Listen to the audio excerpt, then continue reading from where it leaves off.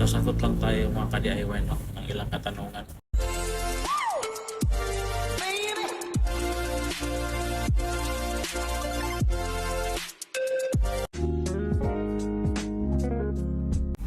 Hello mga ka-DIY, welcome to my channel, Rogin DIY TV Mix.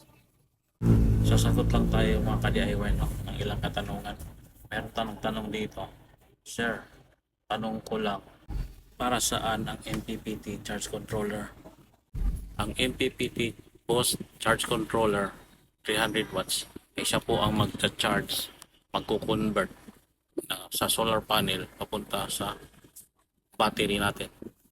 At ang sakop naman nito na capacity 24 to 72 volts.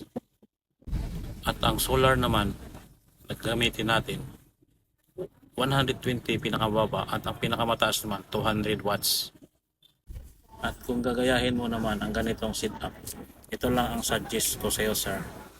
200 watts na panel ang gamitin mo para mas mabilis siyang mag-charge.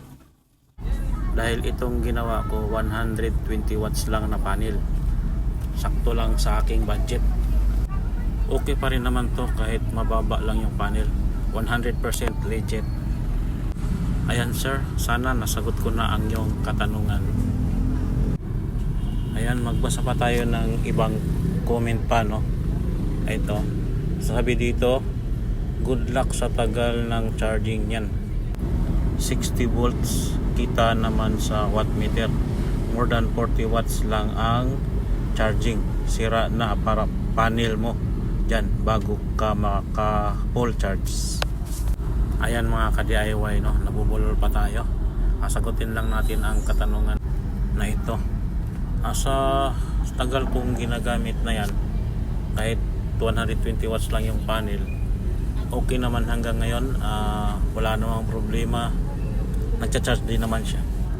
Ayan, maraming salamat. Sana nasagot ko ang inyong katanungan.